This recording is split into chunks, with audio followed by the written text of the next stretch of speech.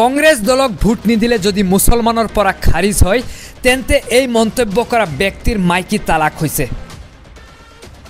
এখেত আৰু এই মাইকীৰ সৈতে সংসাৰ কৰিব নোৱাৰে। এটা সময়ত কংগ্ৰেছে মুছলমানক ভাতৰ সৈতে বিষ মিহলাই হত্যা কৰাৰ চেষ্টা কৰিছিল আৰু আজি বিজেপিয়ে মুছলমানক গুলিয়াই হত্যা কৰিছে। মুছলমানৰ কাৰণে কোনো দলেই ভাল নহয়। কংগ্ৰেছ ৰাজনৈতিক দল, ধৰ্মীয় অনুষ্ঠান নে মাদ্ৰাছা? যে মুছলমানে কংগ্ৰেছক ভোট নিদিলে আৰু মুছলমান হৈ নাথাকে। কংগ্ৰেছ হ'ল পুৰণি বাছ গাড়ীৰ দৰে, বেয়া হ'লে আধা বাটতে বেলেগ গাড়ী ধৰে। মুছলমান ধৰ্মক লৈ ৰাজনীতি নকৰিবলৈ শেষবাৰৰ বাবে সকীয়াই দিলে অসম সংখ্যালঘু সংগ্ৰাম পৰিষদৰ কেন্দ্ৰীয় নেতা মুছাব্বিৰ আলী আহমেদে।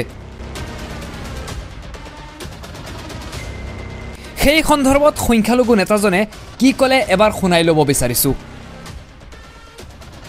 এজন ব্যক্তিয়ে ক'ৰবাত কৈ আছে যে কংগ্ৰেছ দলক ভোট নিদিলে এই মানুহ মুছলমানৰ পৰা খাৰিজ হৈ যাব। অতিকে আচৰিত, নিন্দনীয় আৰু দুৰ্ভাগ্যজনক কথা। আমি অসম সংখ্যালঘু সংগ্ৰাম পৰিষদে স্পষ্ট কৰি দিছোঁ, যিজন ব্যক্তিয়ে এনেধৰণৰ অদ্ভুত আৰু নিম্ন মানসিকতাৰ মন্তব্য কৰিছে সেই ব্যক্তিজনক মই কৈছোঁ যে আপোনাক যদি মুছলমানে কংগ্ৰেছক ভোট নিদিলে মানুহ মুছলমানৰ পৰা খাৰিজ হয়, সেইজন ব্যক্তি যিজনে এই মন্তব্য কৰিছে সেই ব্যক্তিজনৰ মাইকী তালাক হ'ল, এতিয়া মাইকীৰ লগত থাকিব নোৱাৰিব। স্পষ্ট কথা। তেতিয়াৰ পৰা এই ব্যক্তিজন আপোনাৰ মুক্তি হৈ গ'ল। আৰু এটা কথা মই কওঁ যে আজি কংগ্ৰেছ দলৰ কথা কৈ আছে, কংগ্ৰেছ দলক মুছলমানে কিয় ভোট দিব? কংগ্ৰেছ দল এনেকুৱা এটা দল, এই কংগ্ৰেছ দলে মুছলমানক এটা সময়ত ভাতৰ লগত বিষ মিহলাই হত্যা কৰাৰ চেষ্টা কৰিছিল আৰু সেই বিজেপি বৰ্তমান মুছলমানক গুলিয়াই আৰু আপোনাৰ আঘাত কৰি পেলাই হত্যা কৰাৰ চেষ্টা কৰিছে। আমাৰ কাৰণে কোনো দল ভাল নহয়, স্পষ্ট কথা। আৰু চাওক যে কংগ্ৰেছ দলটো এতিয়া এনেকুৱা এটা দল যে পুৰণি বাছ গাড়ী ক'ৰবাত গৈ পেলাই বেয়া হৈ গ'লে তাত ৰখাই বেলেগ বাছ গাড়ী ধৰে। তেনেকৈ আজি কংগ্ৰেছ দলত যিসকল ব্যক্তি আছে সেইসকল ব্যক্তি কেইদিন পিছে পিছে এজনকৈ MLA তেওঁলোকে বিজেপিত যোগদান কৰে।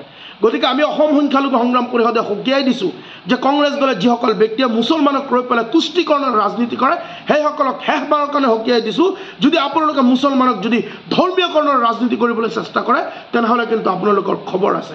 আৰু এটা কৈ আছোঁ, মই প্ৰশ্ন কৰিব বিচাৰিছোঁ, কংগ্ৰেছ দলটো ৰাজনৈতিক দল হয় নে ধৰ্মীয় আপোনাৰ অনুষ্ঠান নে কোনোবা এটা মাদ্ৰাছা হয় যে ভোট নিদিলে মানুহে মুছলমানৰ পৰা খাৰিজ হ'ব? মই আপোনালোকক কওঁ, আপোনালোকে জানি ৰাখক, কংগ্ৰেছ দলত এনেকুৱা হিন্দু ব্যক্তি আছে যিসকলৰ গাত এবাৰ চোলাত চুলে সেই কাপোৰটো দ্বিতীয়বাৰৰ কাৰণে নিপিন্ধে। সেইসকল হিন্দু ব্যক্তিও কংগ্ৰেছত আছে। গতিকে আমাৰ কাৰণে কোনো ভাল নহয়।